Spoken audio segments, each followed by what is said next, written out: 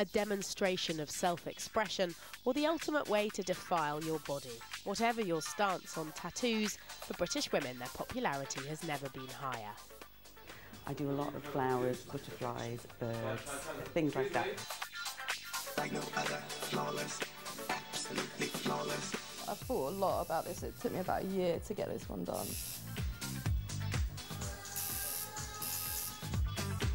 The traditional women's tattoo over the last few years has gone from the small dolphin or star on the ankle into the classic tramp stamp lower back tattoo. Sorry ladies if you've got one. Now more and more women are getting full sleeve. In studios like this one in London, business is booming. Tattoos can be pure art or an emblem of empowerment, and some have a story behind them, like a mastectomy or a personal tragedy. I did a tattoo on somebody because their son had died in a motorbike accident and she wanted a little rose to commemorate that. And it makes you kind of sad, but I think they like to talk. They like to talk about it, and I think there is an element of therapy while you're getting tattooed, yes. Last year in the United States, for the first time ever, more American women got tattoos than men. It's a very different place from the America of the 19th century, where Olive Oatman became a sensation.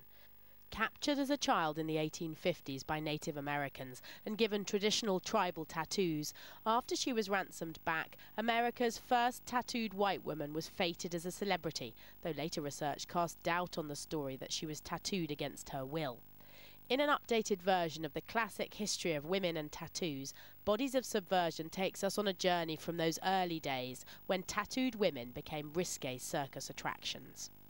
The women afforded a peep show along with a freak show in showing their tattoos, because at that time women just didn't show that much skin publicly, and the tattoos gave them a reason to strip down and show their bodies. Certainly a number of people who came to see them were interested in the flesh as much as the art.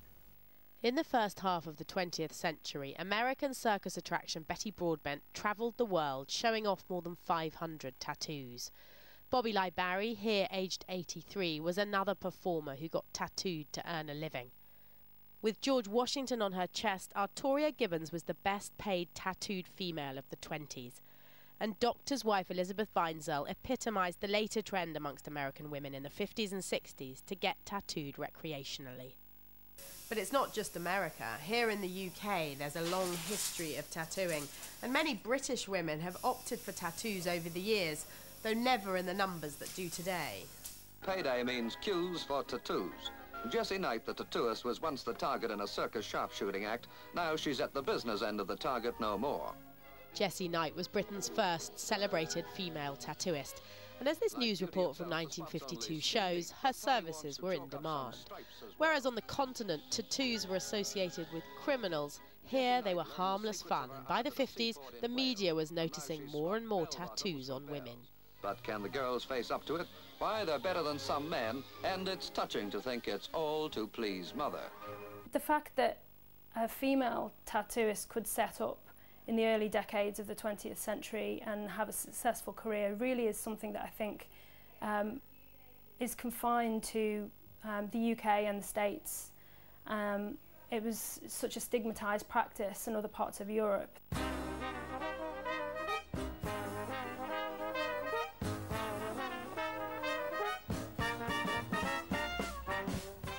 Perhaps it was Britain's proud naval history that saw sailors returning from abroad sporting tattoos, but even as far back as the 19th century, in some circles, tattoos were the height of fashion. One Society magazine of 1898 estimated that a fifth of Britain's landed gentry had tattoos, and many of them were women. Stories abound of aristocrats gathering in the drawing rooms of country estates to show off their tattoos. Tattooing among upper-class British women was popular as early as the 1870s. There was an article in the New York Times estimating that 7% of society women were tattooed in, quote, inaccessible places at that time. That just meant the upper arms, places that wouldn't normally be exposed. Some have suggested Queen Victoria had a tattoo in a more delicate area. Winston Churchill's mother, Lady Randolph Churchill, is reported to have had a snake on her wrist. And an 1870 edition of the Police Gazette featured the, at the time, still scandalous image of an upper-class woman being tattooed in her boudoir. Certainly, tattooists during this period prided themselves on their aristocratic clients. Of course, they would have kept themselves covered up in public, but we do know that there were women in the aristocracy being tattooed during this period. Baronet's daughter and wife of the Prime Minister, Samantha Cameron, proves some things don't change. She has a dolphin on her ankle. But of course these days it seems everyone's got a tattoo. Even Barbie got one to celebrate her 40th anniversary back in 1999. One thing's for sure, the stigmas of the past are almost entirely gone. I think for my generation it is acceptable now, whereas like my mum said don't do it. But you did it anyway. Yeah, I did it anyway. But for my generation I think everyone's going to have tattoos when they grow older. So what changed for women? The book has answers. Everything from feminism and women's ownership of their own bodies to reality TV shows about tattooing to the growing number of female tattooists attracting women clients.